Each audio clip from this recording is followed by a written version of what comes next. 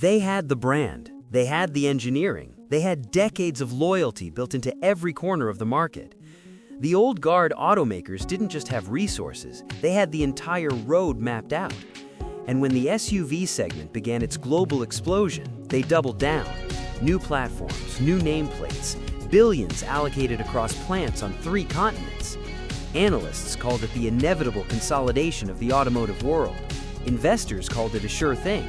Consumers called it progress. And even then, they still failed. While the old guard was chasing market share with badge swaps and recycled platforms, fighting over the same shrinking slice of a pie they no longer understood, something was being built quietly in a different direction. Not in Detroit, not in Stuttgart, in the convergence of 2 engineering cultures that had no business producing something this sophisticated.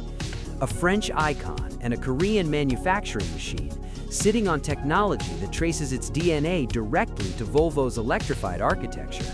Not a compromise, not a shortcut.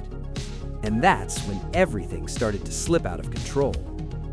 At first glance, the Renault Koleos HV looks exactly like what you'd expect from a European-branded midsize SUV. Clean lines, serious proportions, a familiar name carrying familiar expectations.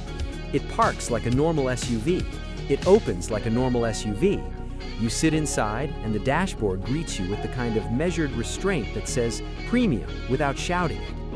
And that's exactly where the trap is. Because the moment you move, something is different. The delivery is too smooth. The response is too immediate. The silence where there should be noise is just a slightly unsettling. And then you realize the combustion engine isn't even running yet. You are being carried by electrons. And the car decided that for you before you even asked. This is just the beginning. Under the hood of the Koleos HV lives a 1.5-liter turbocharged engine producing 144 horsepower. Respectable, expected, forgettable in isolation. But this car was never designed to work in isolation. 2 electric motors, both positioned on the front axle, add 136 combined horsepower and 32.6 kilogram force-meters of torque to the equation. The system peak? 245 horsepower and 56.1 kilogram force-meters of combined torque. That figure doesn't arrive gradually. It doesn't build through a long rev climb. It arrives. The DHT 3-speed transmission doesn't behave like a traditional gearbox.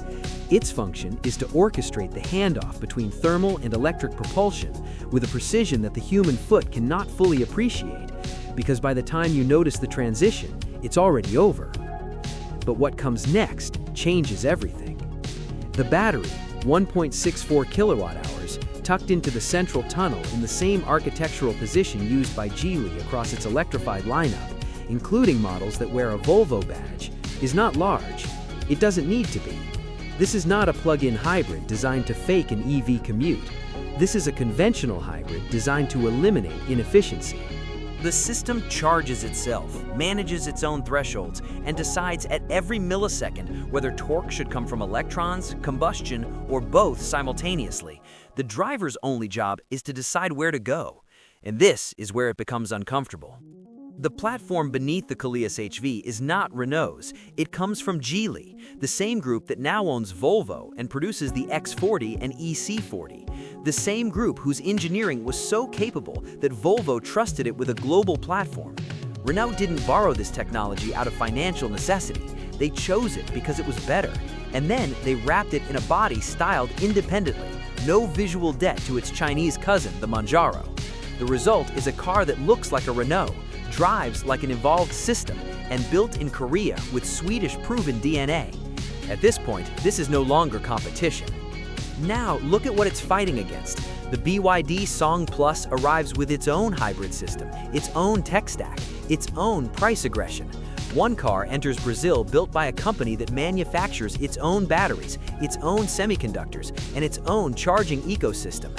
The other arrives built on a platform shared with Volvo, wrapped in Alpine design language, with 3 12.3-inch screens, a 3-zone climate control, suede seating with heating for all occupants, ventilation on the front seats, a passenger display, noise-canceling audio, adaptive cruise control, autonomous emergency braking, blind spot monitoring, lane keeping assist, and automatic high beam switching.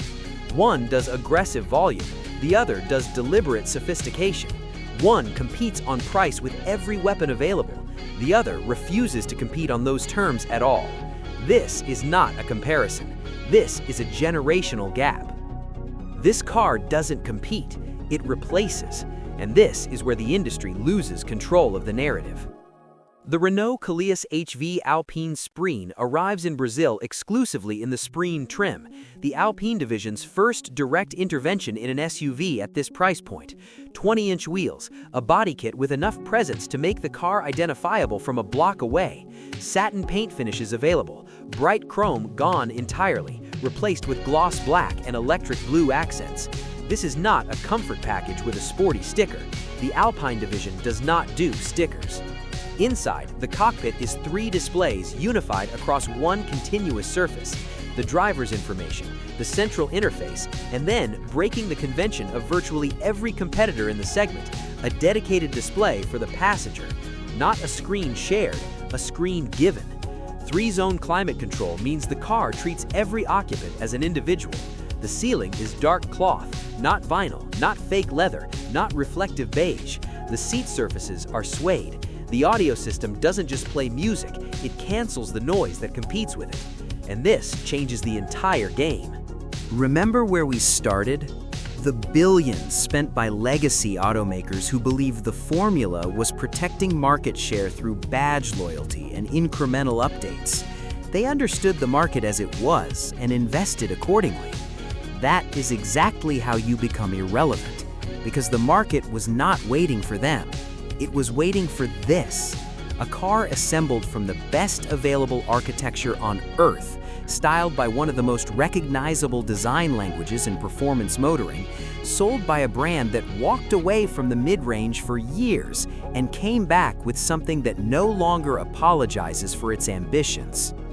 The Koleos HV lands above 250,000 rangots, imported from Korea, positioned above the Boreal, positioned against the best China currently exports to this market. And here's what that actually means for you. You are standing at a crossroads where the past is still moving, inertia is powerful, and the brands you grew up with are still showing up, still fighting. But the structure underneath the industry has already changed. The platform came from Geely, the design came from Alpine, the hybrid architecture came from a collaboration that didn't exist 5 years ago. And the result is a car that cannot be explained by any single country of origin, any single brand legacy, or any single engineering tradition. You're not choosing a car, you're choosing which era you belong to. The industry that failed wasn't stupid, it was committed. Committed to the last version of reality, to the last map, to the last formula that had always worked before. The Koleos HV isn't a warning, it's a consequence. The problem isn't that this arrived, it's that you're still looking at the past.